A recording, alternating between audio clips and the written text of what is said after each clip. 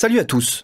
Aujourd'hui, je vais parler des causes de ces émeutes, du moins de ce qui, à mon sens, sont les causes.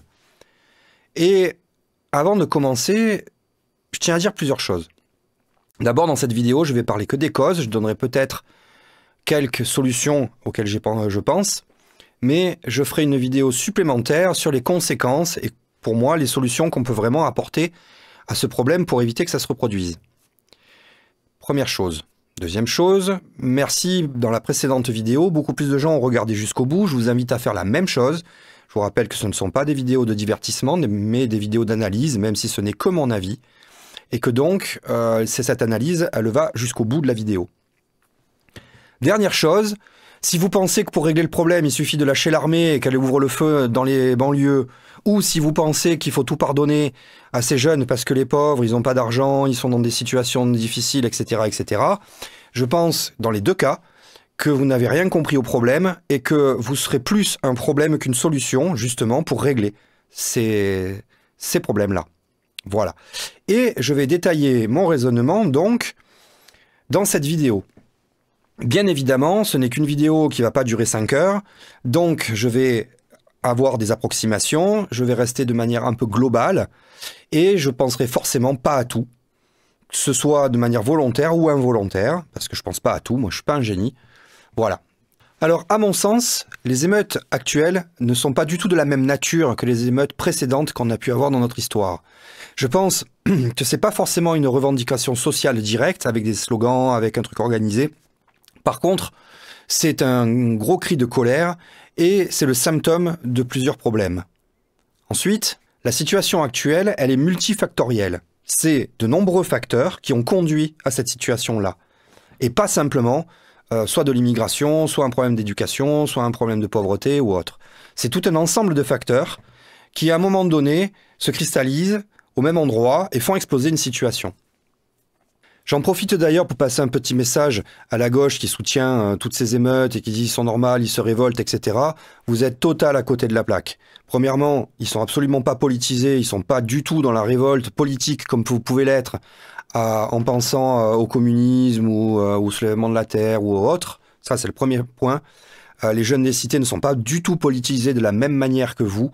Ils n'ont pas les mêmes valeurs, ils sont pas sur les mêmes registres du tout. Ensuite, c'est bien d'appeler à la révolte, mais c'est pas vous qui allez aller les chercher ensuite en garde à vue, ou c'est pas vous qui allez ramasser les coups de matraque ou les tirs des agents de police. Voilà.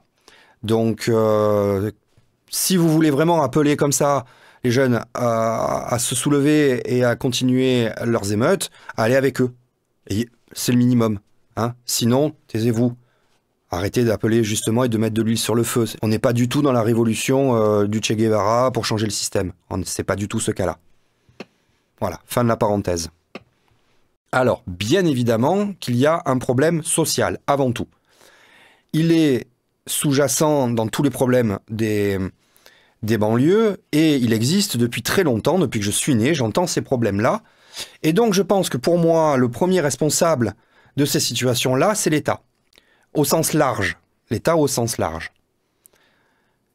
Il y a eu, pour moi, à mon sens, une grande démission de l'État, et cette démission, elle est globale, elle ne concerne pas que les cités. Par contre, dans des endroits comme les banlieues difficiles, forcément, vu le contexte, la situation étant beaucoup plus explosive, ça va péter avant. C'est pour ça que je pense que la situation que nous vivons actuellement, il faut plus la prendre comme une alerte de quelque chose de beaucoup plus gros qui va arriver plus tard et qui ne concernera pas que les banlieues, mais qui concernera beaucoup plus de gens dans le pays. Donc avant tout, on a un problème social. Et je comprends que le gouvernement l'est un peu mauvaise sur toutes les incendies des bâtiments publics, parce que normalement, c'est son travail de détruire le service public et pas celui des citoyens. Or là, les jeunes, ils font le boulot du gouvernement, parce que oui, soyons clairs, le problème que nous avons dans notre pays, qui est le problème majeur, c'est le problème du service public qui, depuis 40 ans, est sabré par les politiques que nous avons eus et tous les gouvernements successifs, qu'ils soient de droite ou de gauche. Le problème, il est global. On a une justice qui dysfonctionne parce que, en moyenne, par rapport à la moyenne européenne, par exemple, nous sommes entre la moitié et au tiers du nombre de magistrats qu'on devrait avoir par rapport à notre population, si on se réfère à la moyenne européenne. Dans le médical, il n'y a pas besoin de refaire un dessin, on s'aperçoit de l'état de notre système médical, surtout depuis le Covid. Et dans l'éducation nationale, ça fait 25 ans qu'on tire la sonnette d'alarme. Moi, à l'époque, quand j'y étais, j'en faisais partie, de ceux qui tiraient la sonnette d'alarme, par rapport à la dégradation des conditions de travail et par rapport aux effectifs qui se réduisent, qui font peau de chagrin systématiquement. C'est-à-dire qu'on a une population qui a augmenté et on a moins d'enseignants. Actuellement, les conditions de travail sont tellement mauvaises dans l'éducation nationale qu'ils n'arrivent plus à recruter, ni même des vacataires.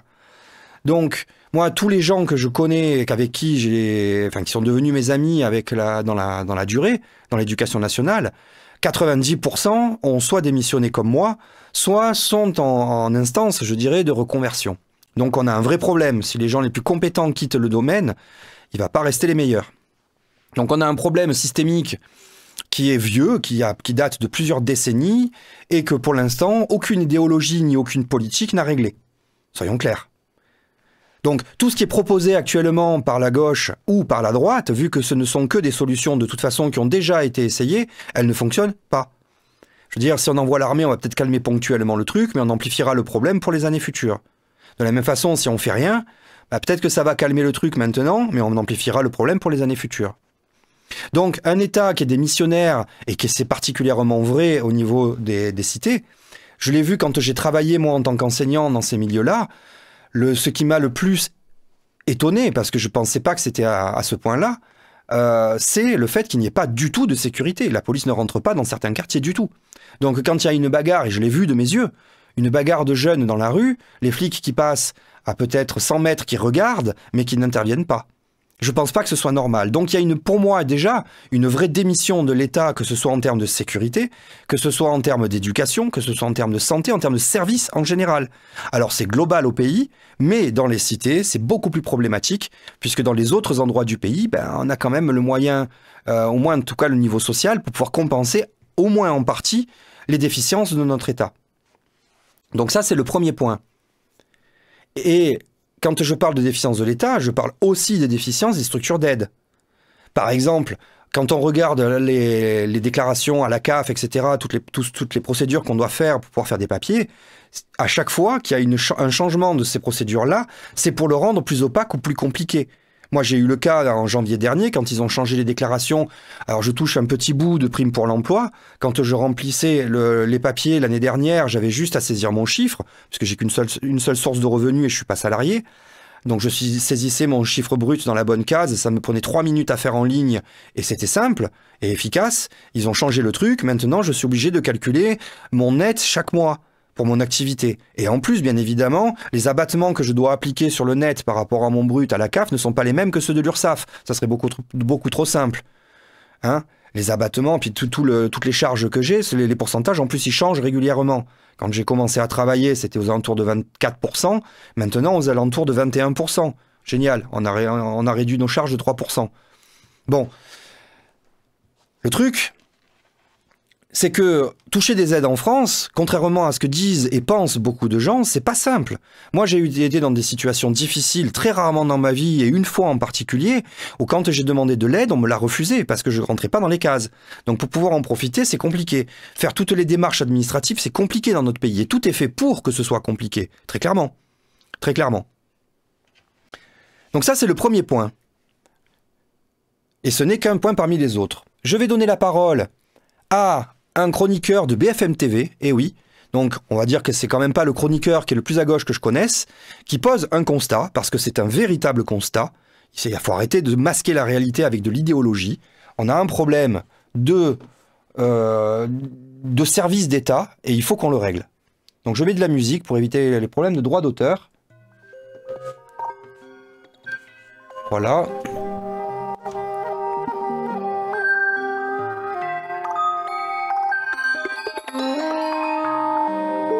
L'échec des politiques de la ville, une quinzaine de plans banlieue depuis 1977, 100 milliards d'euros mis sur la table et pas de résultat. La réalité, c'est que la situation est bien plus difficile pour ces 7,5% de la population qui vivent dans les banlieues que pour le reste du pays. Le taux de chômage y est 2 fois plus élevé, la moitié des jeunes n'ont pas d'emploi, 4 habitants sur 10 n'ont aucun diplôme, c'est le double de la moyenne nationale, et le taux de pauvreté est 3 fois plus élevé que dans l'ensemble du pays. Mais ça veut dire qu'on dépense mal, tout simplement.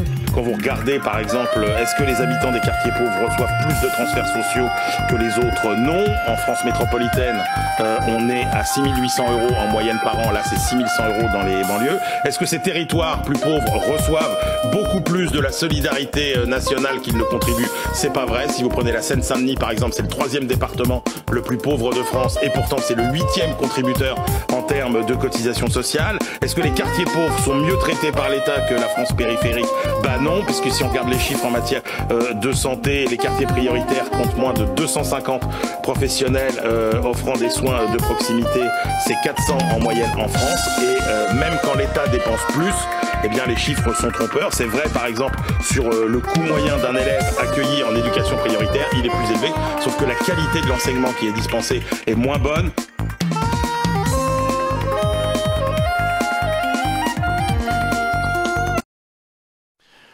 Bon, c'est pas le chroniqueur le plus à gauche que je connaisse quand même, et le constat qu'il fait, il est juste factuel en fait. Donc il serait peut-être temps d'arrêter de se voiler la face et de trouver des solutions. Maintenant, je voudrais aborder un deuxième point qui est pour moi une deuxième cause et qui est peut-être la cause qui me fait le plus peur parce que elle est aussi profonde que ces problèmes sociaux, mais surtout, je ne l'entends pas beaucoup réellement. Je pense que ce problème, cette cause-là, elle est éducative. Et quand je dis ça, je parle pas que de l'éducation des parents. Parce que dans l'éducation de l'enfant, bien évidemment que l'éducation des parents est fondamentale, mais elle n'est pas unique. En tant qu'individu, quand on se construit à la jeunesse, on se construit grâce aux valeurs de notre famille et de notre entourage, mais aussi grâce à nos relations avec nos amis, grâce à notre expérience de vie, etc., à ce qu'on apprend à l'école et tout ça. C'est un ensemble de facteurs qui construit un humain. C'est pas simplement les parents qui sont des missionnaires.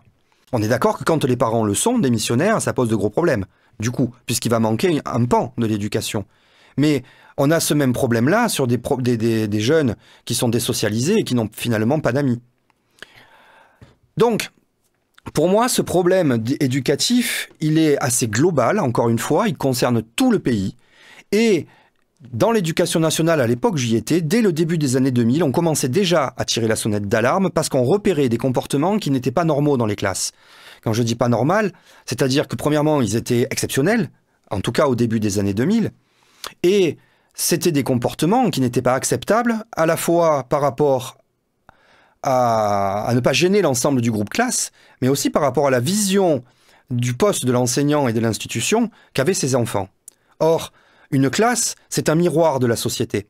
C'est un miroir simplifié, en fait, puisque les enfants n'ont pas la culture et la complexité encore des adultes et des situations. Mais il n'empêche que ça reste un miroir qui est relativement conforme à la réalité, un petit peu comme aussi les caissières, tous les personnels qui travaillent aux caisses dans les supermarchés, ils ont un goulot d'étranglement social où il y a tout le monde. Et nous, dans l'éducation nationale, c'était un peu la même chose. On avait tous les milieux. Même dans des écoles qui sont plus privilégiées ou des écoles de cité, on a quand même une certaine mixité sociale. Elle est très très faible, ne se leurrons pas. Mais elle existe quand même. Et notamment dans les écoles des classes moyennes, on a réellement une mixité sociale où il y a de tout. Et on s'est aperçu dès le début des années 2000 de changements de comportement de certains enfants. Des enfants qui n'avaient plus aucune résistance à la frustration. Des enfants qui étaient dans la toute-puissance. Des enfants qui ne savaient plus respecter le cadre. Et notamment qui allaient enfreindre ce cadre-là, mais de manière trop extrême en fait. Ils allaient trop loin. Que des gamins enfreignent les règles, c'est tout à fait normal. Ils testent, ils vérifient pour voir si le cadre qu'on a posé, il est fiable ou pas. Donc, normalement, les enfants, ils enfreignent les règles, on les sanctionne rapidement. La plupart du temps, une soufflante, ça suffit. Il n'y a pas besoin de réellement punir ou autre, dans la majorité des cas. Ça suffit. Et plus tard, le gamin a compris que la limite était là et il la franchit plus, ou alors de manière très très faible. Par contre, il y en a d'autres qui vont beaucoup plus loin. Ça peut être dans les actes de violence. Tous les gamins se battent dans la cour de récréation. Des bagarres, il y en a toujours eu dans les écoles. Et il y en aura toujours. C'est normal. C'est le moment où ils vont apprendre, justement, à un moment donné, à régler le conflit sans utiliser la violence. Sauf que le niveau de violence qu'on pouvait atteindre et qu'on est censé attendre de la part des enfants a énormément augmenté au fur et à mesure des années. Et cette attitude-là qu'on avait des enfants, c'est pas que leur faute.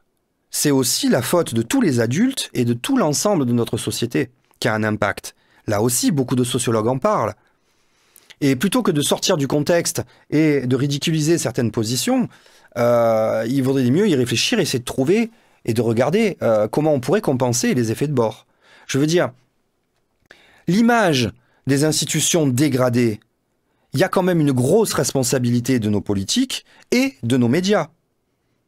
Quand vous avez une classe moyenne, un adulte lambda, père de famille ou mère de famille, qui arrive dans une poste et qui se met à insulter de tous les noms la dame qui est à l'accueil, c'est pas un problème d'immigration ou un problème de culture, là. C'est un problème d'ego, c'est un problème d'éducation et de respect. Et ce respect-là, il est lié directement à l'ego et à la vision de la liberté qu'ont les gens. C'est-à-dire que par rapport à leur ego, ils se considèrent comme au-dessus des autres, l'autre doit rendre le service parce qu'on paye, et donc on exige un résultat. C'est un véritable problème pour moi, parce que on considère plus l'autre comme un humain, mais on le considère comme un objet. Et cette attitude-là, elle n'est pas liée qu'au quartier. Moi, je l'ai constatée dans l'éducation nationale, dans tous les milieux, et de manière progressive et qui s'amplifie. Au fur et à mesure que j'ai pratiqué jusqu'à la date où j'ai démissionné en 2013, j'ai constaté ça et que ça se répandait dans toute la société, y compris sur des milieux beaucoup plus favorisés. Alors, au départ, on avait ça dans certains milieux défavorisés, des gamins qui étaient très agressifs et qui exigeaient les choses, souvent par un manque de cadre à la maison, un lien à l'adulte qui était problématique. Mais je trouvais la même chose aussi dans les quartiers particulièrement favorisés, où il y avait des parents, parce qu'ils avaient des doctorats ou des situations où ils gagnaient 5 fois mon salaire, qui se permettaient de venir m'expliquer mon métier. Et on a toujours eu ce genre de comportement, mais ils étaient quand même à la marge. Et au fur et à mesure de ma pratique, de ma carrière, je me suis aperçu que c'était de moins en moins à la marge. Donc là, on a des gamins qui n'ont jamais appris à résister à la frustration, qui vivent dans une société où, à travers nos médias et à travers cette société de consommation, on a tout de suite, sans contrepartie, grâce à notre énergie, entre autres. Donc quand vous avez toute la journée, à travers TikTok, à travers tous les réseaux sociaux, à travers les grands médias, une illusion permanente d'une vie facile, d'une vie où on peut réussir simplement parce qu'on le veut, d'une vie où les influenceurs ou autres n'ont pas forcément besoin de talent, où on va mettre en exergue la médiocrité à travers ne serait-ce que la télévision, les réalités. Ils font leur chou gras sur des choses qui sont pitoyables, avec des gens qui gagnent de la notoriété alors qu'ils n'ont pas de talent, ils n'ont rien à proposer à notre société. Quand on montre un exemple d'argent facile, quand nos politiques nous montrent l'exemple qu'ils peuvent enfreindre les lois sans être quasiment inquiétés, que ce soit par rapport à des agressions sexuelles, que ce soit par rapport à des abus de pouvoir, à des détournements de biens sociaux, etc., de biens publics, tous les exemples que vont donner nos politiques du côté négatif, tout ça, ça va marquer une jeunesse. Et en plus, donc, on leur fait miroiter qu'ils peuvent avoir ce qu'ils veulent quand ils le veulent, etc. Mais dans les faits, c'est pas vrai. Dans les faits, ils se font contrôler, les Noirs et les Arabes se font contrôler 20 fois plus que les Blancs, dans les faits. Moi, je n'ai pas été contrôlé par la police depuis 20 ans. Je ne me souviens pas, en fait, de quand est la dernière date, précisément, qu'un policier me contrôle. Je m'en souviens pas. Avec ma tête de daron, ben non. Oui, donc oui, on a vraiment un problème systémique et on ne le reconnaît pas. Donc ces gamins-là, quelle image de notre société ils ont dans la durée? Parce qu'en gros, ceux qui sont en train de faire les émeutes, c'est des gamins, parce qu'il y a des ados et il y a des jeunes adultes avec. Et puis quelques adultes plus âgés. Mais principalement, c'est cette population-là. En fait, c'est la population des 2000. C'est la population que nous avions à l'école, à l'époque, où on disait, attention, on a un problème de respect de l'autorité, du respect de l'image de l'enseignant. Et cette image-là du respect de l'enseignant, c'est aussi l'image du respect de l'institution. Et donc, comment a réagi l'institution? En sanctionnant les enseignants, en retirant le soutien, en faisant la politique de pas de vague. Quand il y a un problème, surtout, on doit se taire. On donne raison à l'enfant, on donne raison aux parents, et surtout, on ne fait pas de vagues. Et moralité, sur 20 ans, on a continué à discréditer la parole et le statut de l'enseignant. Et ça a été pareil, ensuite, avec toutes les autres institutions. Et là, actuellement, moi, ces émeutes me rappellent beaucoup une situation d'une classe dont l'enseignant a perdu le contrôle en termes d'autorité et de respect, et il essaye de rattraper comme il peut le contrôle de sa classe. Et l'État, actuellement, qu'est-ce qu'il fait? Il sanctionne. Alors, je ne dis pas qu'il ne faut pas le faire, mais tout ce qu'on va avoir, c'est des flics qui arrivent, qui mettent des coups de matraque, qui fracassent des jeunes. Et là, pour le coup, c'est justifié. Ils l'ont cherché sur ce coup-là. Mais avant, est-ce que c'était toujours justifié? Parce que là, on a eu la vidéo de la bavure, mais il y en a eu plein d'autres. Même s'il y en a pas, même s'il y en a très très peu en comparaison de la masse de contrôles et de refus d'obtempérer qu'il y a dans le pays. Donc, ces jeunes-là, forcément, ils ont une vision qui est faussée de la réalité, en tout cas des institutions, mais qui n'est pas tant faussée que ça de la réalité. Parce que c'est ce qu'ils vivent au quotidien. Et je rappelle que je ne cautionne pas du tout les émeutes, hein. Attention. Là, je réfléchis à ce qui, à mon sens, a mené à ça. Donc, pour moi, une des solutions, ça serait déjà de rétablir l'état de droit partout, sur tout le territoire du pays. Il ne doit pas y avoir un seul centimètre carré où l'état de droit n'existe pas. Et pour ça, merci Sarko d'avoir supprimé la police de proximité. La seule chose, une des rares choses qui donnait des résultats positifs.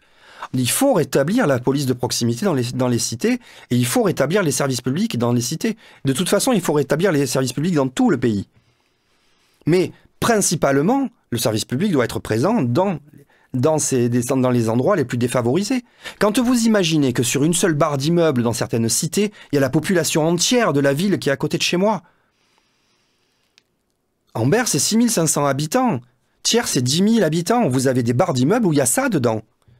Sauf que nous, sur Ambert, on a combien de restaurants, on a un bureau de poste, on a un commissariat, on a je sais pas combien de bars, combien de restaurants, tous les services publics sont présents, il y a même comment ça s'appelle, un pôle emploi, etc.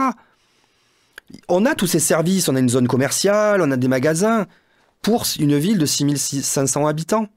Et Thiers, c'est la même chose pour 10 000 habitants.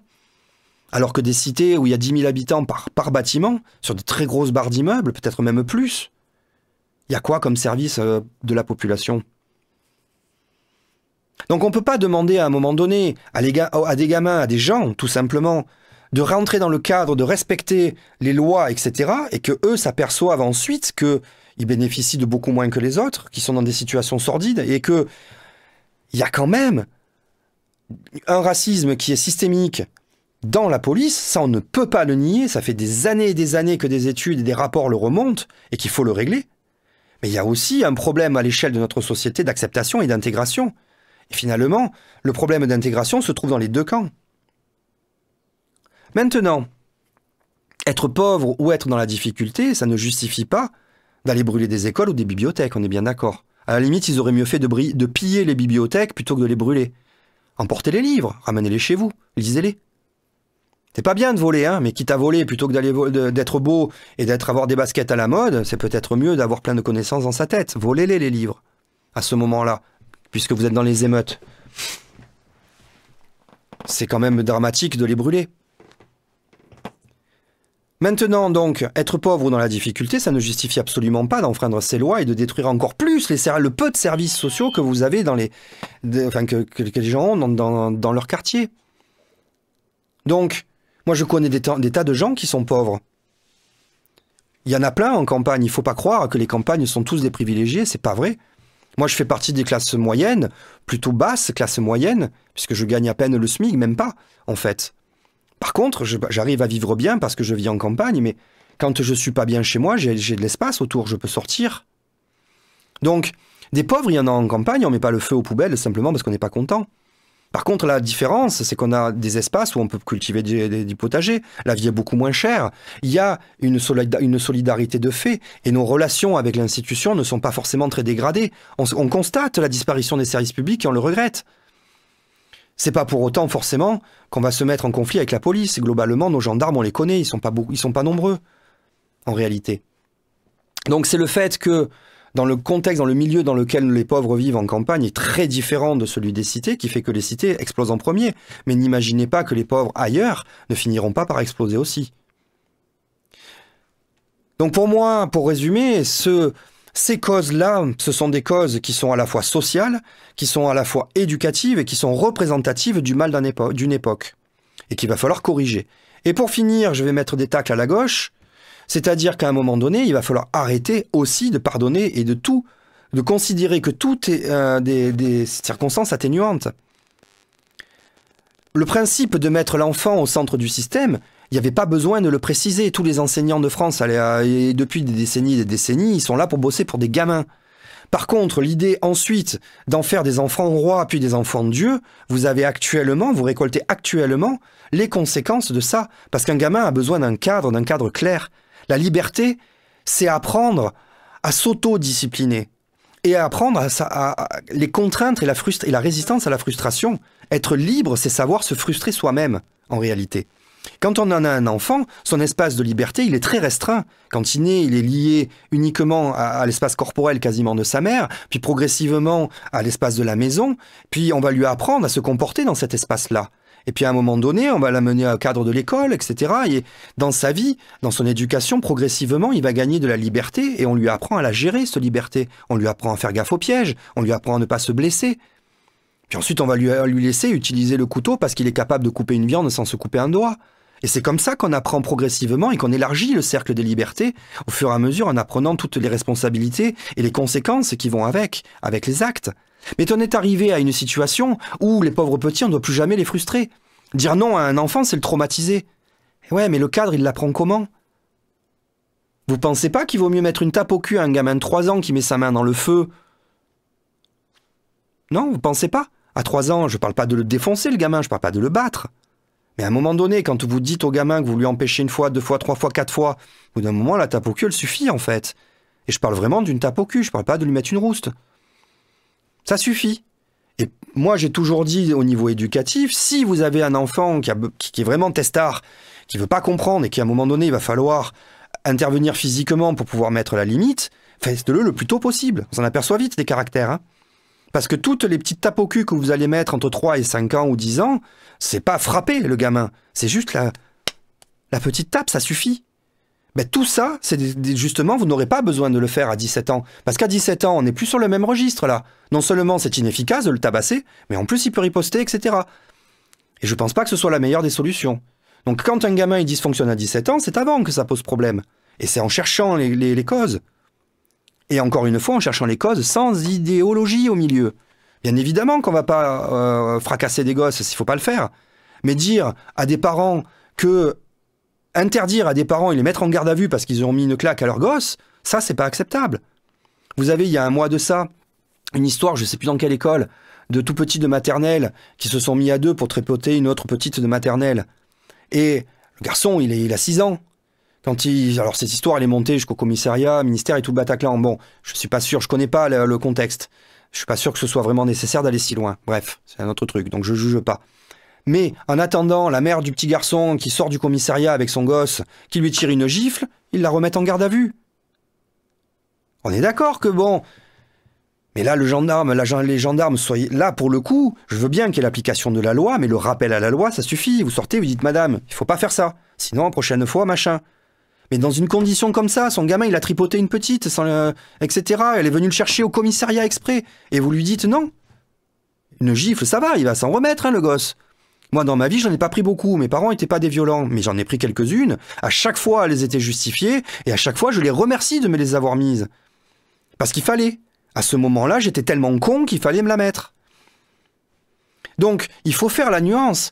De l'autre côté, vous avez des familles d'immigrés qui arrivent de pays où ils ont l'habitude d'éduquer des gamins. En France, de cette manière-là, en France, on leur dit surtout, vous n'avez pas le droit de le faire. Alors eux, ils disaient, pas de problème. Mais quels sont les outils éducatifs que j'ai à la place? Et là, ça coince. Parce que les enseignants vont en donner, ils vont expliquer des choses. Mais l'éducation, c'est aussi toute une culture, c'est quelque chose qui s'apprend. Il n'y a pas d'école des parents. Donc on a des familles à un moment donné à qui on interdit d'utiliser leurs outils, même si ça peut choquer notre regard occidental, mais on ne leur donne pas d'outils éducatifs derrière qui compensent. Et sans cadre, ben forcément, ça devient le chaos dans le pays. Et vous allez avoir des jeunes adultes pour qui tout est dû. Ils ne comprennent pas pourquoi on leur interdirait, ils ont tous les droits. Et ils n'ont absolument aucun devoir, on ne leur a pas imposé ces devoirs-là. Et à chaque fois qu'ils enfreignaient les règles, on l'a conforté. Le pauvre, vous comprenez, il vit une situation difficile, donc on va pardonner. Mais vous ne rendez pas service, en fait. Donc toute cette mouvance de gauche, de l'enfant roi, de l'enfant Dieu, des enfants qui sont fragiles, ben vous avez la même chose à une plus grande échelle. C'est-à-dire que quand on regarde à travers les médias la prise de risque, le rapport qu'il y a entre la sécurité et la liberté, la vision que nous avons à l'échelle sociale, sociétale même, de tout notre pays, ben on a un problème. Moi je trouve qu'il y a un problème. On ne peut pas avoir de la liberté sans en prendre le risque qui va derrière. Je ne peux pas faire de moto sans prendre le risque de me tuer ou de me casser en deux. Preuve de mon épaule. C'est pas possible. Et on est dans l'illusion d'une sécurité totale. On est dans une illusion permanente où on n'a plus de maladie. Le Covid nous a rappelé à l'ordre. Et encore, ça a été gentil, je trouve, cette période-là. La nature, elle a été cool avec nous pour l'instant. On est dans une illusion où on est tout puissant au niveau de la nature. Notre technologie, il nous sauvera de la pollution. On est dans l'illusion de la toute-puissance de l'âge. Les vieux maintenant, ah mais non, à 80 ans, on est encore jeune. Ben non.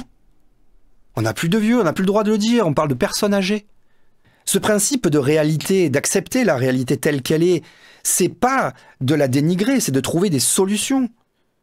Oui, il y a des gens qui ont eu des accidents et qui se retrouvent handicapés. Ben regardez la réalité comme c'est, aménager les bâtiments, par exemple, les accès, ça c'est cool. C'est comme ça. Mais si on les considère tous comme nos égaux en permanence, pourquoi on aménagerait à ce moment-là une rampe? C'est un égal.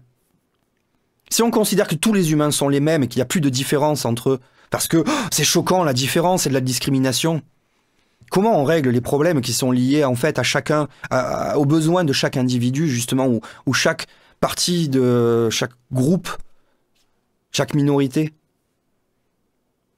Moi je pense qu'on a un vrai problème qui est pas neuf, et là tout le monde est concerné avec cette réflexion-là.